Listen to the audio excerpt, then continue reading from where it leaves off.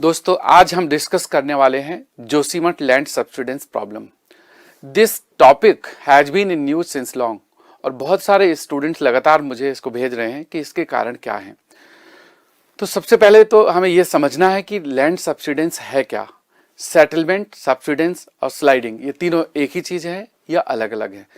फिर इनके कारण क्या है and then what should be the measures taken so that such problems do not become acute and loss of life and property can be saved।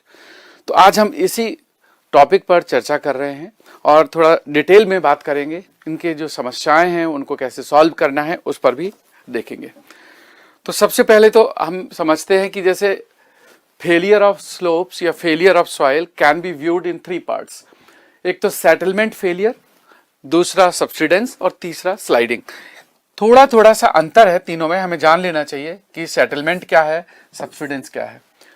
Settlement is generally a localised phenomena on a small land of piece. There can be a settlement और uniform हो सकता है या partial हो सकता है। जब differential settlement होगा तो one part of the structure will settle, अगर यूनिफॉर्म होगा तो पूरा का पूरा सेटल होगा। ये सेटलमेंट होता क्यों है? अगर सॉइल पर प्रेशर पड़ा, either weight of the building or certain applied load or certain dynamic effect, उसकी वजह से जो सॉइल के अंदर एयर और वाटर है, that air and water is escaped, वो बाहर निकलती है, एक्सपेल्शन में होती है। So expulsion of the poor air and poor water results in the decrease of volume. That decrease in volume of soil results in the vertical settlement. तो settlement can result into failure of the buildings। कई बार तो buildings collapse भी हो जाती हैं, कई बार cracks आ जाते हैं। तो ये एक लोकलाइज्ड फिनोमेना है जो अप्लाइड लोड या प्रेशर की वजह से होता है। दूसरा है सब्सिडेंस। तो सेटलमेंट का ही थोड़ा बड़ा रूप, larger perspective of the settlement can be taken as a subsidence. So subsidence is like a bigger land mass is either moving gradually or coming down gradually. So either moving in inclined direction, horizontal direction or vertical direction, that results in cracks in the ground or cracks in the buildings. That is land subsidence. Joshimath का जो land subsidence है, this problem is very acute in the sense कि इससे बहुत सारी buildings collapse हो रही हैं, गिर सकती हैं and there are many lives which may be in threat। तो इसको कैसे टैकल करना है? सबसे बड़ा इसका जो क्वेश्चन मार्क है वो ये है कि what are reasons of the land subsidence of Joshimath. तो अभी एग्जैक्ट रीजंस तो नहीं पता, but there are multiple factors which are responsible for the land subsidence. आज हम बात करेंगे कि कौन कौन से फैक्टर्स हैं जो रिस्पॉन्सिबल हो सकते हैं। उनमें से एग्जैक्ट कौन सा फैक्टर है ये अभी पता नहीं है। It's still soil investigation, geological study is required and a committee has been constituted.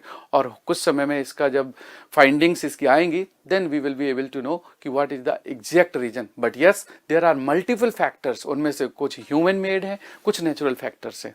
तो आज हम उन फैक्टर्स के बारे में भी जानेंगे। फिर तीसरा है land sliding.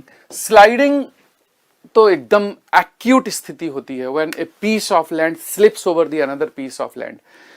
So the soil particles are in touch with each other, जिसकी वजह से फ्रिक्शन होता है बिटवीन द सॉइल लेयर्स या फिर attraction which is cohesion and that is the binding mechanism of the soil different layers. But if certain effect results in slipping of one piece of soil over the another piece of soil, it is sliding. और sliding तो बहुत dangerous है। In fraction of seconds or in fraction of minutes it may result in collapse of buildings and people may not get time even to take the precautions or measures to save their life। तो sliding is a very dangerous thing। So हम देखते हैं आगे एक एक करके। मैं आपको इसके इफेक्ट भी दिखाना चाहूंगा कि क्या इफेक्ट हैं। जैसे सॉइल सेटलमेंट का इफेक्ट देखो तो ये लीनिंग टावर ऑफ पीसा है, right, this leaning tower of Pisa.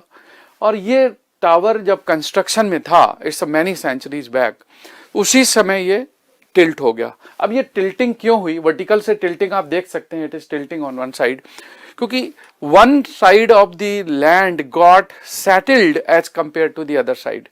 और ये जब डिफरेंशियल सेटलमेंट हुआ तो ये टावर टिल्ट होने लगा।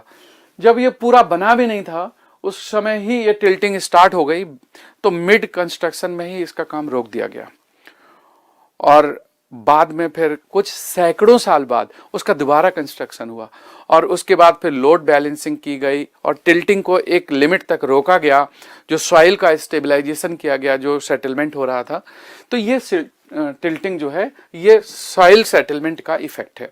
आप एक सॉइल सेटलमेंट का इफेक्ट यहाँ पर देख सकते हैं कि जैसे यहाँ पर देखिए ये हॉरिजॉन्टल लाइन है, ये भी हॉरिजॉन्टल लाइन है, लेकिन यहाँ सेटलमेंट काफ़ी ज़्यादा है और यहाँ सेटलमेंट कम है। तो ये जो डिफरेंशियल सेटलमेंट हुआ, इस बेस के नीचे ज़्यादा सेटलमेंट की वजह से यहाँ पर ये क्रैक्स आ गए। ये देखिए क्रैक्स आ गए, ये क्रैक्स आना शुरू होंगे और जब ये क्रैक्स बढ़ते जाएंगे, अगर सेटलमेंट ज़्यादा होगा then this will finally result in collapse. तो ये हाउस फिर फ्रैक्चर हो सकता है, कोलैप्स हो सकता है। तो ये भी सेटलमेंट का इफेक्ट है। अगर ये पूरा का पूरा बेस एक साथ सेटल करता और ये भी जितना नीचे आया है, if the same amount it comes down here also, then it will be a uniform settlement. Uniform settlement may not result in cracks, but house as a whole or building as a whole can sink down. तो नुकसान तो वो भी करेगा और कई बार excessive settlement can result in the other type of the problems. Side से shear failure हो सकता है सॉइल का, तो बिल्डिंग की लोड कैरिंग कैपेसिटी रिड्यूस हो सकती है। तो ये सेटलमेंट के इफेक्ट है। अगर हम सेटलमेंट के बाद लैंड सब्सिडेंस का इफेक्ट देखते हैं, जैसे लार्जर एरिया, अभी जो ये जोशीमठ की डायरेक्ट पिक्चर्स हैं, तो जब सॉइल्स में क्रैक आ, देखिए road also has got fractured. और रोड की जो फ्रैक्चरिंग है, आप रोड की फ्रैक्चरिंग को भी आप देख सकते हैं।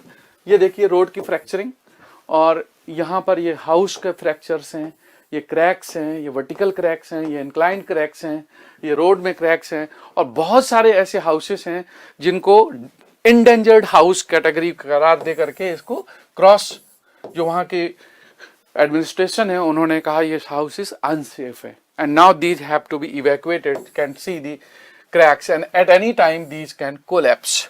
तो ये जो प्रॉब्लम ऑफ कोलैप्स है, ये problem of collapse can result in the loss of life.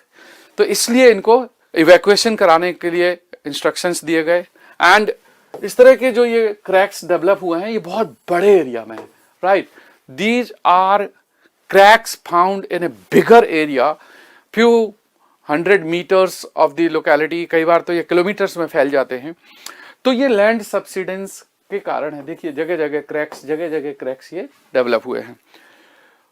अगर हम इन्हीं क्रैक्स को अगर आप स्टडी करेंगे तो क्रैक्स का पैटर्न बड़ा रैंडम सा है, कहीं पर इंक्लाइंड है, कहीं हॉरिजॉन्टल है, कहीं वर्टिकल है, क्योंकि हर अलग अलग डायरेक्शन में लैंड सब्सिडेंस का इफेक्ट आ रहा है।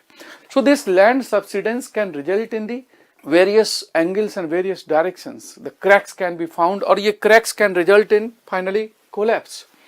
तो अब लैंडस्लाइडिंग अगर देखते हैं, जैसे देखिए this was earlier A road, और रोड से फिर एक फ्रैक्चर्ड पीस स्लिप कर गया और ये स्लिप करके एकदम से स्लाइड कर गया। This is landsliding. तो लैंडस्लाइडिंग इज मोर डेंजरस, क्योंकि यहां तो क्रैक आते ही तुरंत स्लिप हो जाएगा। Once the crack will appear and this will slip. So land subsidence in longer time can result in sliding. इसलिए initially settlement, subsidence and finally sliding. And sliding is a very dangerous thing. It can cause great loss to the life and great loss to the mountains and great loss to the slope of the soil. Roads, buildings can be collapsed. अब हम यहाँ पर देखते हैं कि landsliding का एक और, जैसे ये रोड है, दिस वाज रोड, तो ये पोर्शन भी रोड का स्लाइड हो गया और यहाँ भी फेल हो गया। तो actually this is a slope failure. जो इंक्लाइंड स्लोप होता है, that inclined slope because of certain reason is failed. तो क्या रीजन है लैंडस्लाइडिंग के होने के?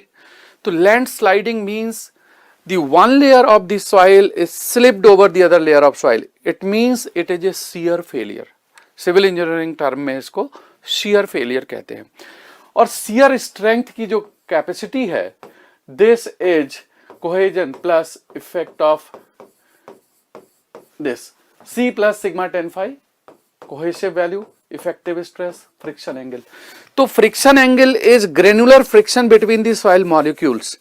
तो जितना रफ होगा, जितना कोर्स पार्टिकल्स होंगे, उतना फ्रिक्शन अधिक होगा। And effective stress is the grain to grain contact stress between the particles, and cohesion is the intermolecular attraction between the particles.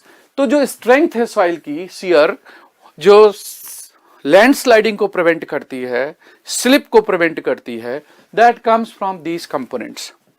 अब इन कंपोनेंट्स को जो रिड्यूस करेगा, that will be the cause of the sliding. So अगर pore water बढ़ाएंगे, अगर effective stress की definition आप पढ़ेंगे तो this is total stress minus pore pressure. तो अगर वाटर प्रेशर बढ़ेगा तो इफेक्टिव स्ट्रेस या grain to grain contact stress कम हो जाएगा, और grain to grain contact stress is reduced, shear strength is reduced and it will result in slipping. तो इसका मतलब है कि रेनी सीजन में whenever there is rainfall, there is pore water pressure, and that increase in pore water pressure will result in decrease in effective stress, that will result in slipping of the particles. तो इसलिए यहां पर एक तो water का बड़ा effect है, दूसरा जो फ्रिक्शन एंगल है बिटवीन दी सॉइल, अगर सॉइल कॉम्पैक्टेड नहीं है then grain to grain friction will be less. तो कॉम्पैक्शन अगर नहीं होगा तो भी होगा, loose soil is more prone for the slip. Then if the soil has the high cohesiveness, cohesion is the attraction between the molecules, जैसे clay है, clay soil has high attraction, that is cohesion, लेकिन sandy soil does not have cohesion. तो इसलिए you will find that कि clay soil are normally more stable as compared to the sandy soil. तो ये एक कारण है कि एक तो loose soil है, स्लोप बहुत अधिक है, वाटर अधिक प्रेजेंट है, या फिर वेजिटेशन कवर हटा दिया गया है, या फिर कोई डायनेमिक एक्टिविटीज है, something which might result in the slip, that is called sliding. तो sliding can be a very dangerous thing